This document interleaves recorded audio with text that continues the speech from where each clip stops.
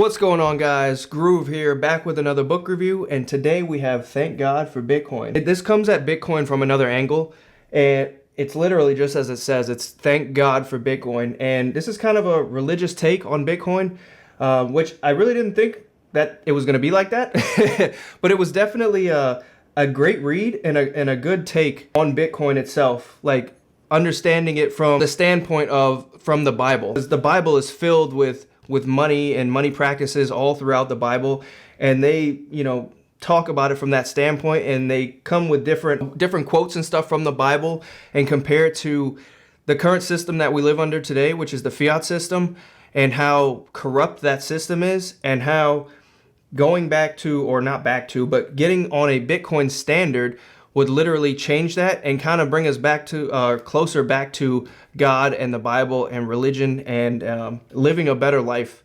Let's see real quick. One of the guys that wrote this is Robert Breedlove. I've watched a bunch of his podcasts and I love his take when it comes to Bitcoin, and he's really one of the bigger voices in the space. And so like he's definitely all about religion and spirituality when it comes to money and Bitcoin and how that can literally change civilization and humanity for the better. Again, just like these other books, they kind of do talk about the same things in all of them. Going over the history of money. The whole point of money is to exchange between two people who want to do business with each other, and how money, that isn't backed by anything can be corrupted, and how corrupt it is today, and nobody really thinks about that. When money is literally controlled by governments, they can just do with it what they want to, and the people of that country literally have to pay for it.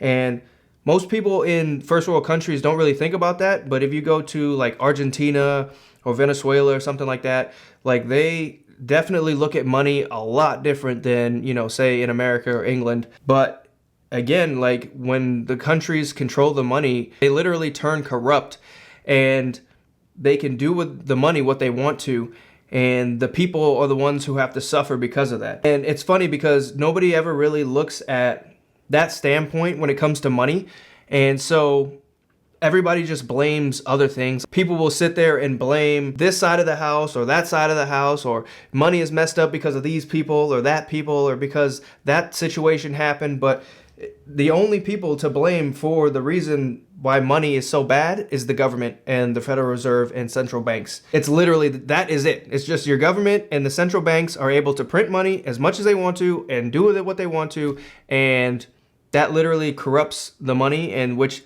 trickles down and kind of corrupts society. Because instead of society being honest and trustworthy and doing what's right, everybody kind of just sucks up to the people who control the money, which is the government. So it's like, we know if we want money, we have to kind of do what they say, because they're the ones who control the money. And if we do what they say and we give them the right answers or the right, responses that they want, when it comes to whether the medical field or the food industry, like we're just going to do what they want us to do so they can give us money.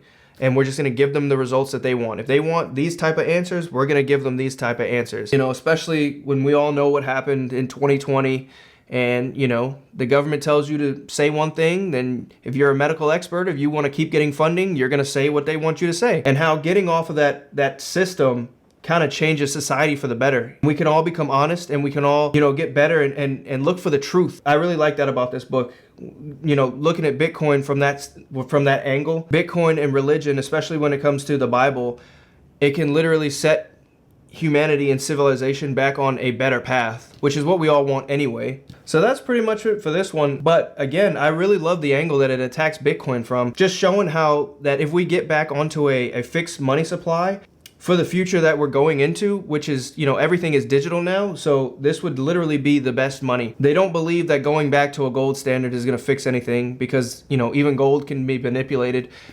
People have no idea how much is out there, how much has been mined, how much can still be mined, especially when everything now is online and digital. They say that this is the best form of money, and that people should really look into Bitcoin going further and into the future, and how, again, going to that fixed money supply literally brings you back to God. It literally transforms society into a better society. So yeah, I really enjoyed this read, It was definitely a good read. Again, a few of the authors, they have really great podcasts. I watched a bunch of their stuff, and I definitely agree with them when it comes to Bitcoin and understanding why we need to get off the fiat system. So yeah, that's it for this one. If you haven't already, like and subscribe, and I'll catch you on the next one. Peace.